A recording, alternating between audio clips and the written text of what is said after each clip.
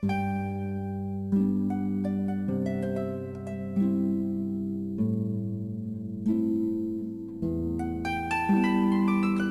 Benjamin Loggins, school teacher, kindergarten director, devoted wife and mother, spent most of her life in East Point, Georgia, but her story begins on the opposite side of the country, in Bellingham, Washington. On May 3, 1923, she was born to former school teacher Lyda Stone Benjamin and World War I veteran Milford Lewis Benjamin. 4 years later, her younger brother Keith came along, her only sibling. She has fond memories of her childhood. My first memory was when we lived in a house on C Street in Bellingham. And it was a real pretty little house. It was a frame house, had a front porch on the front, not screened in. It was just a front porch. It had a living room, dining room, kitchen, and a back porch that had a washing machine, a Ringer washing machine. And we had 2 bedrooms.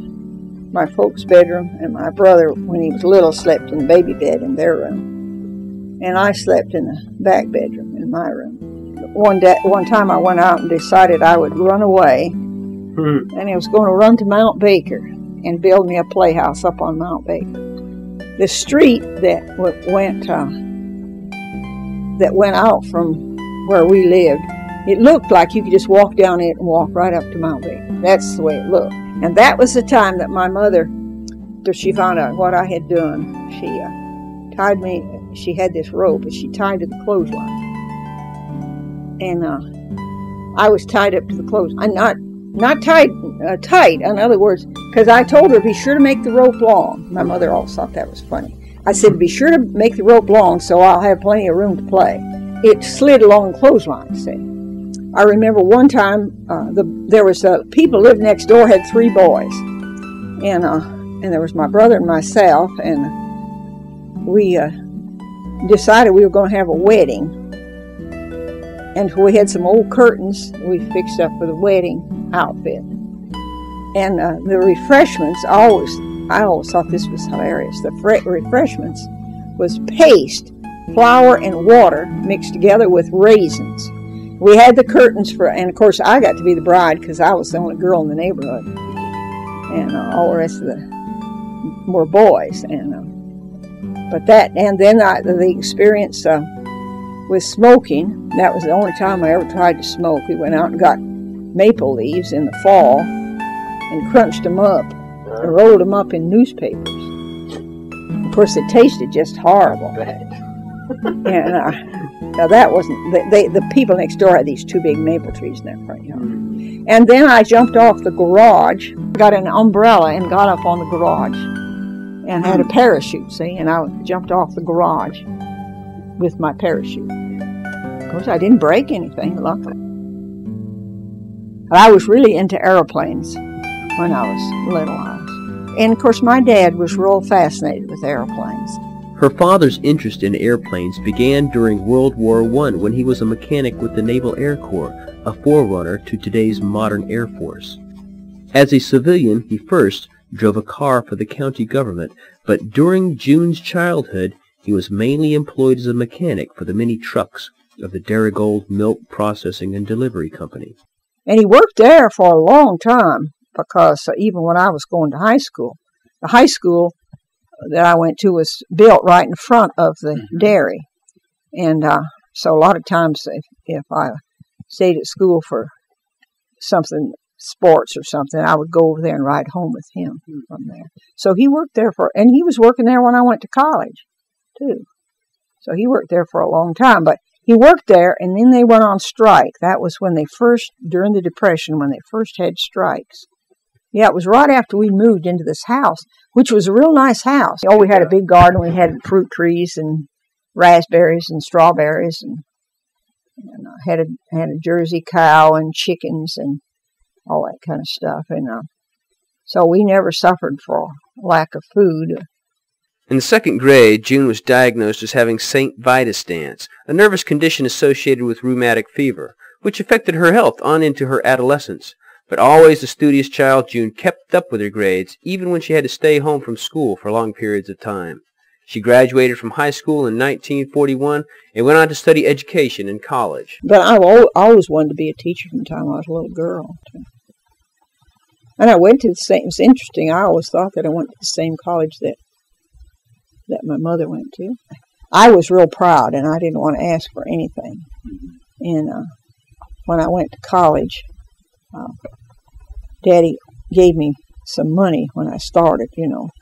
It cost $21, the tuition for the first quarter. And I had to get books, see, after that. And most of the books I bought were secondhand books, or you rented them from somebody. But I needed a little more money, and I asked him for it, and he said, well, I thought I just gave you $20. And, of course, he had, but it hadn't been enough, and I was really hurt, you know. So I decided from then on I would never ask him for any more money, and I never did. How did you get the money to? Well, my mother, when we were kids, she bought insurance policies from Metropolitan Life Insurance. You could pay like 10 cents a week, I think it was, for 20 years.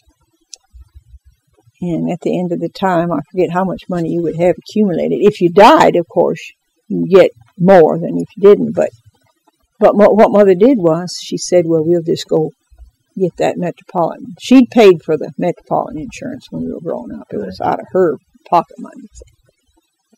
And so she went and she got that money out and put it in the bank. And then, of course, I worked every summer, too. The teacher shortage at that time brought June her own group of second graders, and she settled into the busy life of one who was both student and teacher. But she still had a social life, and during this period she would come in contact with a young soldier from Georgia, one Emory Gilbert Loggins, who would change her life forever. The first time I saw him, I went to church, and I was late because I had took the bus from Tenino up there, and it was late getting in time, and church had already started, and I went and sat in the back, and I could see the back of this boy's head up where he's from. I thought he was the cutest thing I'd ever seen. From the back of his head? Yeah. He had curly hair. Blonde, kind of strawberry blonde hair, you know. So it had a hint of red in it. Yeah. And hair up there, and I just thought he was so cute from the back. But I thought that he liked my girlfriend, Virginia. So I thought, well, you know, they're the thing. And so she told me it was about the third weekend in January. She said to me, she called me one day, she wanted to know if I was coming up that weekend. I said, yeah, I thought so. She said, I wanted to tell you that Emory that's what they call him.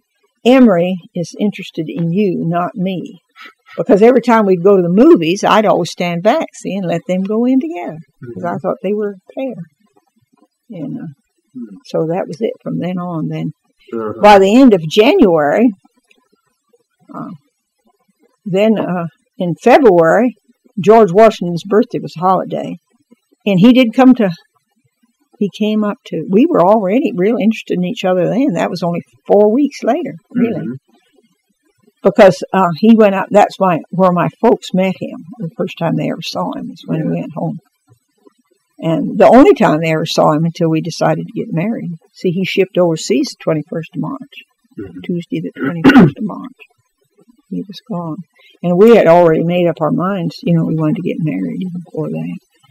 But before they could marry, Emory had to fulfill his obligation to Uncle Sam. June's young man shipped out in the end of March and was first sent to France and then to the Philippines. Kept from combat by his bad eye, he traveled with the Carpentry Corps, which built POW camps. June and Gilbert's many letters joined the massive flock of love notes that migrated across the great oceans during World War II. He returned to June one very long year after he left. And he stayed then. He got a job, a civilian job at Fort Lewis, and worked through April and May, and then we got married 1st of June. And, that was exciting days. We got married on a Monday, and we were married on June the 3rd, my folks' wedding anniversary. And we stayed that summer, and I went to school, and he worked with my daddy on the ranch. farm out there. And then we left to come down here in the middle of August.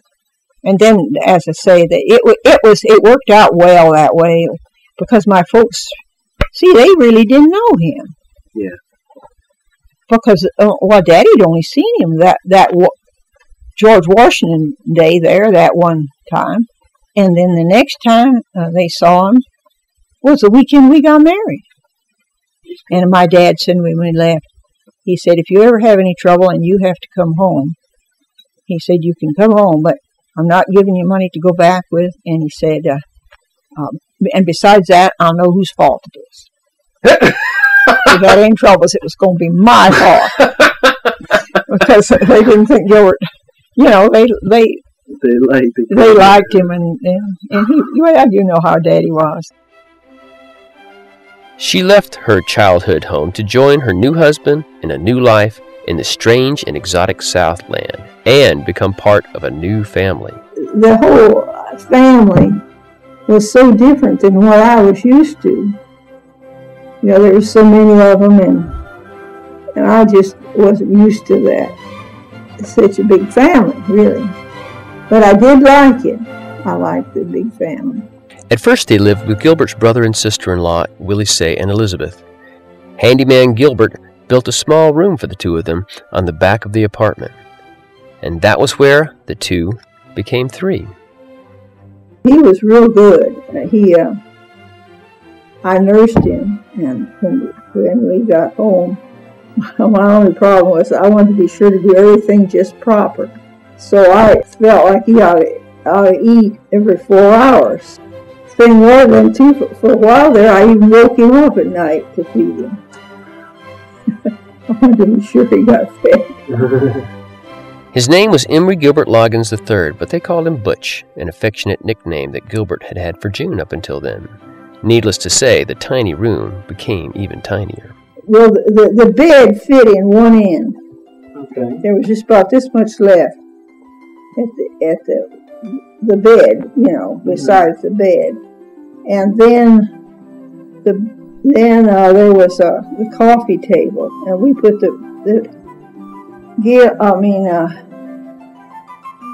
Butch slept in the doll's bed on top of the coffee table. We only lived there, about 3 weeks before we moved. They moved to a tiny house at 2390 Lumpkin Street in East Point. It was poorly constructed by one of the many companies cashing in on a market full of ex-veterans with VA loans anxious to start families. But Gilbert saw in that house the very thing that, next to June and his family, he loved more than anything: a project. And he immediately set to work on improvements. He got a little thing from Sears Roebuck, and it was a small brick maker. Made one brick at a time, one cement block. That's what it was. One cement block at a time. And then when he'd get so many of them, that's how he made that wall around the front. Was one by one. The couple found a church home at East Point First Baptist, where they developed a circle of friends who would remain loyal to them for many years to come. About this time, June felt the desire for Butch to meet his Washington grandparents. While there, she revealed to them new plans she and Gilbert had been making. I told everybody up there we were going to have another baby as soon as I got back. And sure enough, we did. I think it was about 14 days after 9 months, I think, or something.